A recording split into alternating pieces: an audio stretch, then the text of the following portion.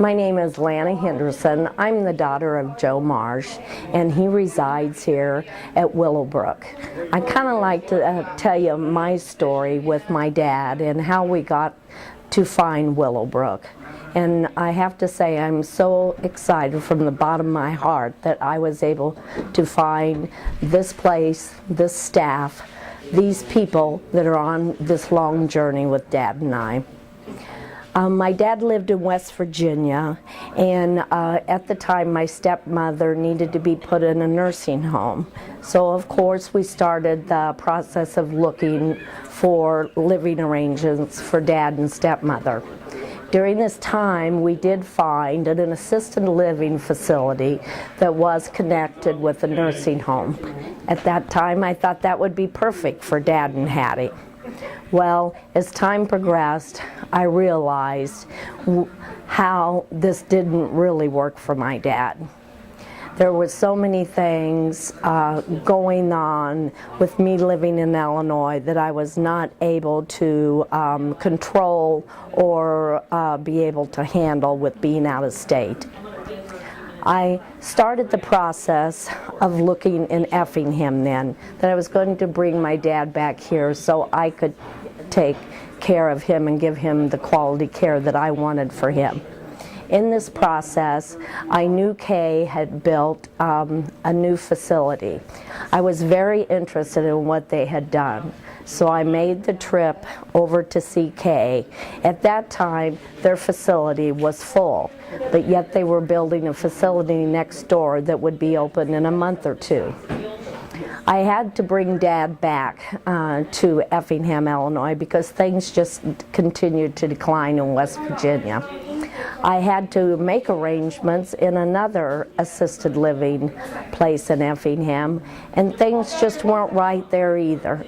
I came to visit with Kay. I complained about the facility. At the same time, even though my dad wasn't a resident at this time, Kay was helping me deal with things that were going on, and she was helping my dad deal with things going on. We knew we were going to be able to get here, but it was going to take a period of time.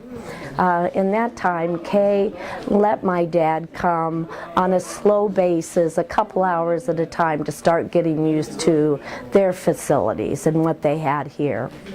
When you first walk into this building is such a welcoming home type of situation for the residents. I like coming into the living area, the kitchen area. At any home, this is where everyone gathers. I like the idea too that there are 12 residents in each building.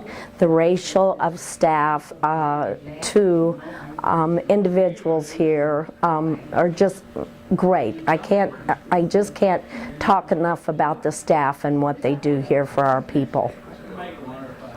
Dad also, along with his medical and dementia problems, he did have a lot of medical issues.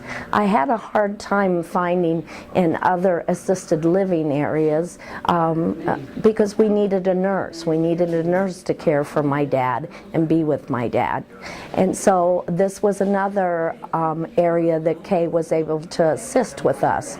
A nurse is in between the buildings and could be called at any time. They were able to monitor his diabetes. They were able to be there when he needed someone else looking at him. Along with that was the safety issue. It's such a safe environment here. I never hesitate when I leave that Dad is not being taken care of. My husband and I have been able to travel some, and along with that also, I don't worry about Dad. I know there is so much love and concern, and the staff and Kay alone too, they love Dad just like I love Dad. And all the individuals that work here, and I've noticed the turnover. There isn't the turnover here like there is in a lot of facilities, and I sure do appreciate that. And I'm always able to talk to Kay if there is a problem or an issue. While we are discussing that problem, Kay's usually got something going right then. We've got a plan. We're going to start something, and the process is going on as we speak. And I just can't, it's just such a wonderful place to have my dad. And I know my dad he loves it here too. He feels the love that the people give to him. And not only do they take care of Dad, know Dad's wants and needs, they know each individual and they know what those individuals need, because not every person is the same and not every person needs the same thing. They're all in different stages of their journey. But Kay knows where they're at, and she also helps you as the family. She helps us know how to handle, how to cope, what we should be upset about, what we should not be upset about. I have to say, I'm sure every person that walks through this door has a lot of laughs with the individuals and the staff, and I think we all cry together too. I'm also blessed with this facility because there were special needs that I wanted Dad to be taken care of, like the upkeep, the hygiene of my dad. I didn't like coming to see him in his pajamas in the middle of the day, or he hadn't shaved, or he hadn't had a bath. These were things that I saw in the other facilities that we were at. This is all taken care of here. These were things I discussed that I wanted Dad to have that quality of life here, and all I had to do is tell Kay, and things got done. So the activities they have, I have to say, Dad doesn't like to participate much, but he also likes to come out maybe when it's quiet, and I know Dad likes the one-on-one. I can't tell you enough too, we've had several medical emergencies that Dad has been hospitalized or taken to the ER. And this kind of goes to the setup of their dining, their kitchen.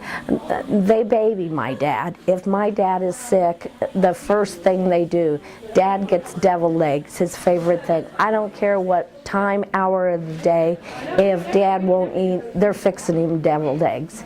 As they've told me many times before, he comes out in the middle of the night and he wants a bologna sandwich with mustard. There's no sign that says the kitchen's closed. They're always there. So I'm just so thankful that Kay and this staff is here to go with this journey that I have with my dad. And I can't tell you enough how much love and concern and compassion there is in this facility.